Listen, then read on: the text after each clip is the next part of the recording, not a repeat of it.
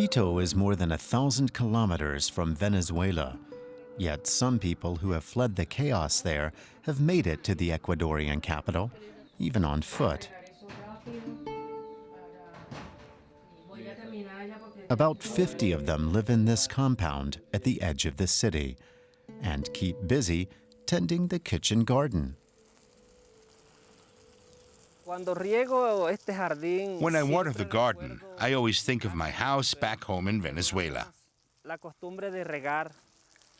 We used to water the garden every evening. It relieved the stress.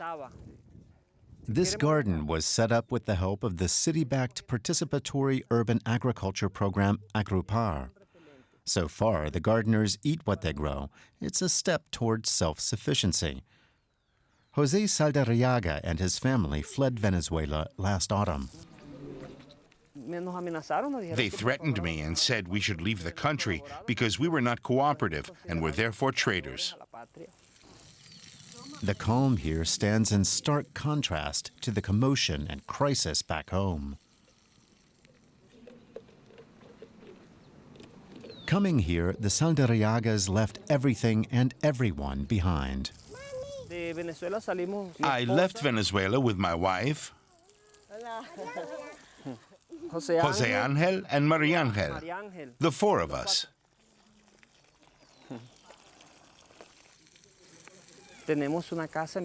We have a house there, and we let the opposition use it while they were preparing for the elections.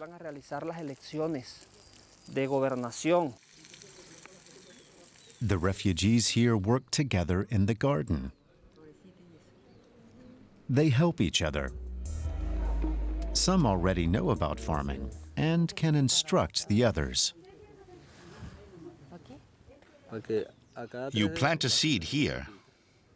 Agrupar has had an impressive impact with its participatory approach involving the most vulnerable groups.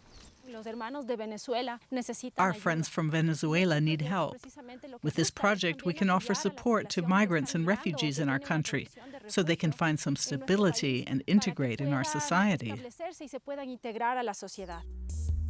This is just one of 4,000 urban farming plots across Quito supported by Agrupar, ranging from a few square meters on a rooftop to large fields at the edge of town. The aim in each case is to ease access to healthy food for poor and marginalized people. The greenery also helps improve air quality and quality of life. The increase in biodiversity in the area reduces urban heat islands, creates new spaces and microclimates in which people can have a better life.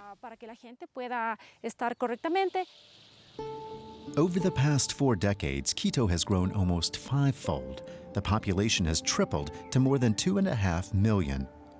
Agrupar helps further food security, job creation, environmental management, social inclusion, and gender equality. Llano Grande used to be a tranquil village until it was swallowed up by the city. But some open spaces survived and can be used to grow food. A group of women run this urban farm. Their work marks a courageous break with tradition.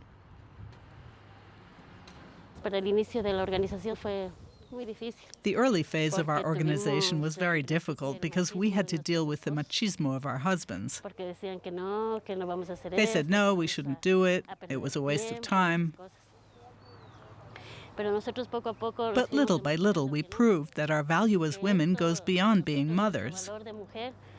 We can do all kinds of things, including tending the land and feeding our families. We can contribute economically. Agrupar staff regularly visit and bring advice on how to run their ventures. Buenos días. There's always more to learn about farming methods and increasing the yields. Oh, what a lovely garden. Agrupar is committed to organic farming without chemical fertilizers. The women of Llano Grande grow so much produce now, they have some to sell. By promoting organic farming, the project has also helped create skills, especially among women, that allow them to make a living through agriculture. The urban farmers can sell their crops at special organic produce markets, bioferias. When we started, we didn't even know how to do the bookkeeping. It was tough. But now we know more. We're learning to grow as individuals. And above all, we're partners in a community. Urban gardening projects around the world look to Agrupar as a model. The pioneering organization is continuing to expand in Quito. The area devoted to urban farming here in Quito is growing about 3 hectares, or about 200 different plots each year.